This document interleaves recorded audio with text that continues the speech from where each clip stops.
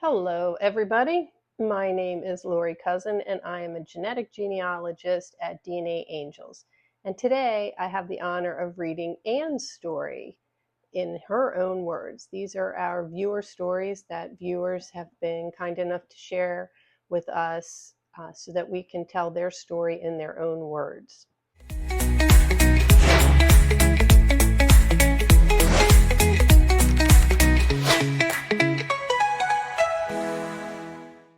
So here is Anne's story. Our family, myself, husband, sons, and twin brother, and his family took an Ancestry DNA test in 2018. Even our older brother, Charlie, took one. I looked at the list of names, the matches, and saw an unusual name, Shramm.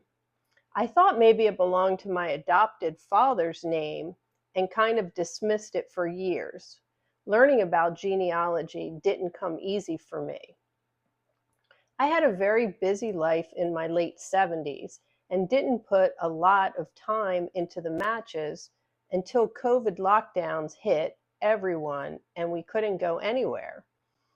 So that's when I started in 2022. I started first with my last name's family, even though I knew my father was adopted. I thought maybe I would uncover his true identity through someone in their large family. But it turned out to be a dead end. But I enjoyed learning about his adopted family and how kind they were to him. So then I decided to research this Shramm name. And I started with asking my older brother, Charlie. Charlie was 94, and I asked him about that name and who it might belong to. To my surprise, he said that my mother and quote unquote father lived with the Shramm family in 1939 to 1940. That was the year my twin brother Art and I were born. He even named some of the Shramm kids, but he said that we are not related to the Shramms.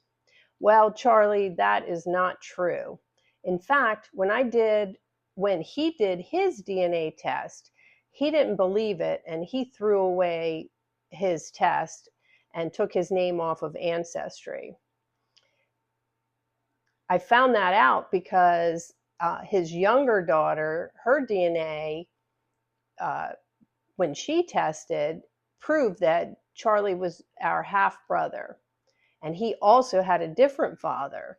Plus, he tested half Jewish with the name Jaffe, with no Shramm or Cottrell, which was our adopted father's name, was listed. All of these findings were in 2021 through 2023. And as a side note, there were no Cottrells listed on my matches, or Burns, which was my father's biological name before the Cottrell family adopted him. So in 2024, I reached out to some of the matches listed as cousins and half nieces and nephews. And one half nephew actually responded. His name is Tom Perry, and he did his own research and he agreed that we are related and most possibly his grandfather is my father. That's Albert Alfred Shramm. That's whose home my brother, mother, and quote unquote father lived for a year. Also, this Albert gave my father a job. He was a widower for a few years and probably needed help. And my father was out of work. So I don't blame my mother. She was a wonderful woman. My sister-in-law wouldn't tell me anything after my older brother passed away. I think they both knew something, but wanted to protect my mother. So I have some closure. The only thing, this Tom Perry doesn't want to welcome me into his family, but he was kind enough to verify that I probably am his mother's half-sister, and she's still alive at 93. She would have been about 8 years old at the time, but she doesn't remember my family living with them. I didn't ask Tom about her mental state of mind, though. He did send me a picture of Albert and also of Albert's parents, who came from Hesse, Germany, but he can't find any other records of them. My grandmother's name was Emma Pauline Cook, and grandfather was Bernhard Shramm. Thank you for listening to my story that I found so late in my life. Both of my brothers passed away, and my sisters-in-law weren't interested, and now they're both gone also. And my nieces and nephews aren't interested either.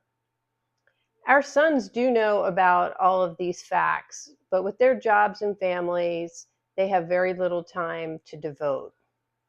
It's so nice to know there are so many people interested in genealogy these days. And that is signed by Anne Lois Cottrell Chorby. So in reading Anne's story, I was really touched by just how much that knowing the truth to her biological roots is like so necessary and is so healing.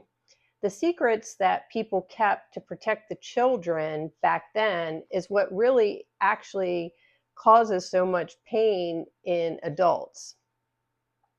I also love how this doesn't change her views about her mother, and I can feel the love that she has for her and for the memory of her mother.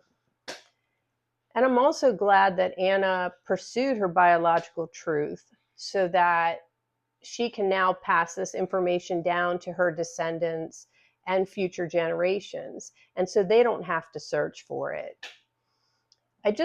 I really feel like I know that back in the day, people didn't felt like it was better to keep the truth than to bring it out and hurt people, but that really is what causes so much pain and angst and suffering in people nowadays.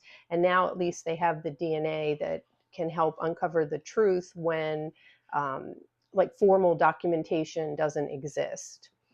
So to show your support for Anne and her courage to tell her story, because this really isn't easy to do, but it is so healing, please leave a flower emoji in the comment section. Any flower will do. That just shows Anne your support for her and her story and for her healing process. And if you have a story to tell, please reach out to DNAngels.org and we can be your voice of truth. Thank you.